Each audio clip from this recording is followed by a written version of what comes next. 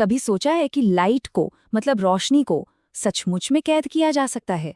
आज हम इसी कमाल के रहस्य से पर्दा उठाएंगे और समझेंगे कि ये पूर्ण आंतरिक परावर्तन या टोटल इंटरनल रिफ्लेक्शन आखिर है क्या चीज।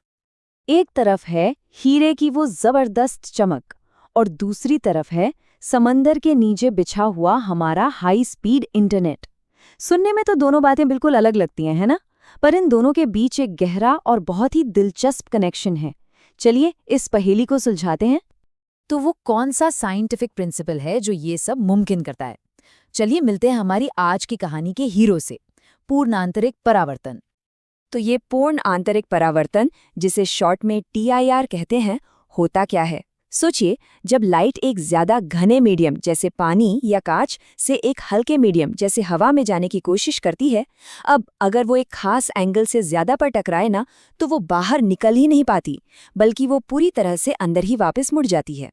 मतलब लिटरली ऐसा लगता है जैसे लाइट अंदर ही ट्रैप हो गई हो। अब देखिए, हर जादू के कुछ नियम होते हैं, है ना? तो इस लाइट को ट्रैप करने के खेल के भी कुछ गोल्डन रूल्स हैं, जिन्हें मानना बहुत जरूरी है। इसके 2 सीधे साधे नियम हैं। पहला, लाइट को हमेशा घने मीडियम से हल्के मीडियम की तरफ जाना होगा, जैसे कांच से हवा में या पानी से हवा में। और दूसरा, और ये बहुत जरूरी है, लाइट को बाउंड्री पर एक खास क्रांतिक कोण से ज्यादा के एंगल पर टकराना होगा। बस ये एक तरह का टिपिंग पॉइंट है। ये दोनों शर्तें पूरी हुई और बस जादू हो गया। तो उस बाउंड्री पर असल में होता क्या है? देखिए, अगर एंगल उस क्रिटिकल एंगल से कम है तो लाइट सीधी बाहर निकल जाती है, थोड़ी सी मुड़कर। अगर एंगल बिल्कुल क्रिटिकल एंगल के बराबर है तो लाइट बाउंड्री से चिपक कर निकलती है। लेकिन जैसे ही एंगल उस मैजिकल नंबर उस क्रिटिकल एंगल से ज्यादा होता है, बूम, पूर्ण आंतरिक परावर्तन, लाइट 100% अंदर ही वापस लौट आती है। ठीक है, तो अब थ्योरी तो समझ आ गई। चलिए अब वापस चलते हैं अपने शुरू वाले सवाल पर, हीरे और इंटरनेट। देखते हैं कि ये TIR असल दुनिया में कैसे अपना जादू दिखाता है। तो ये फंसी हुई लाइट काम कहाँ आती है?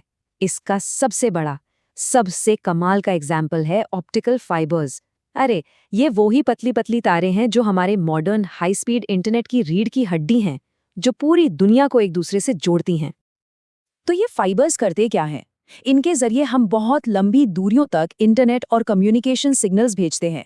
होता यह है कि डेटा को लाइट पल्सेस में बदला जाता है और ये लाइट फाइबर के अंदर ट्रैप हो जाती है और फिर ये हजारों किलोमीटर तक अंदर ही अंदर बाउंस करती रहती है, वो भी लगभग 0 सिग्नल लॉस के साथ। कमाल है ना? और हाँ, इसका इस्तेमाल मेडिकल फील्ड में एंडोस्कोपी के लिए भी होता है, मतलब शरीर के अंदर देखने के लिए। जैसा कि हमारे एक सोर्स ने कहा है, यही है हाई स्पीड इंटरनेट के पीछे का जादू, और सच में इससे बेहतर तरीके से इसे नहीं कहा जा सकता। और ये जादू सिर्फ इंटरनेट तक ही सीमित नहीं है। हीरे इतने क्यों चमकते हैं? वजह यही है, लाइट उनके अंदर घुस तो जाती है पर फिर अंदर ही ट्रैप हो जाती है और बाहर निकलने से पहले कई बार अंदर ही अंदर बाउंस करती रहती है, जिससे वो कमाल की चमक पैदा होती है। दूरबीन यानी बाइनोक्यूलर्स में लगे प्रिज्म भी इसी प्रिंसिपल का इस्तेमाल करते हैं। और हाँ, कभी सोचा है कि पानी के अंदर से ऊपर देखने पर पूरी दुनिया एक छोटे से गोल दायरे में क्यों दिखती है? जी हाँ, उसका कारण भी यही फंसी हुई रोशनी है। ओके, तो अब तक काफी कुछ समझ लिया हमने, तो क्यों ना एक छोटा सा क्विज हो जाए। देखते हैं कि कॉन्सेप्ट्स कितने क्लियर हुए। तैयार हैं सब? पहला सवाल स्क्रीन पर है, पूर्ण आंतरिक परावर्तन होने के लिए लाइट को कहां से कहां जाना चाहिए?